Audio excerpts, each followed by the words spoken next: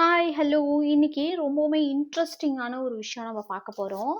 அதாவது ஆம், இன்னைக்கு நம்ம இப்போ ஃபர்ஸ்ட் பார்க்க போறது மேஷ ராசி, சிம்ம ராசி, தனு ராசி.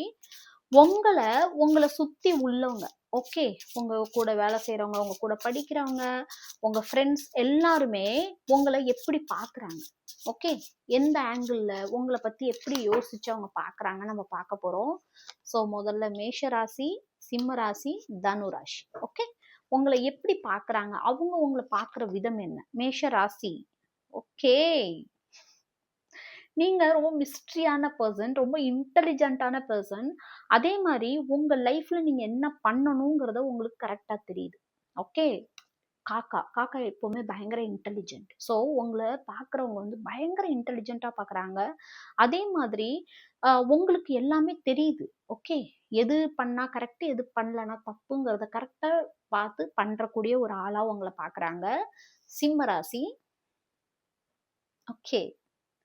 உங்கள பார்க்குறது பயங்கர பவர்ஃபுல்லான பெர்சன். ஆனா வெளில வந்து ரொம்ப ஹம்பிளா நடந்துக்கிறாங்க. ரொம்ப பிரியமா இருக்காங்க. ஆனா உள்ள வந்து உங்களோட இன்னர் ஸ்ட்ரெங்த்த பார்த்து ஆப்போசிட்ல இருக்கிற பெர்சன் வந்து பயப்படக்கூடிய ஒரு, எப்படி சொல்றது?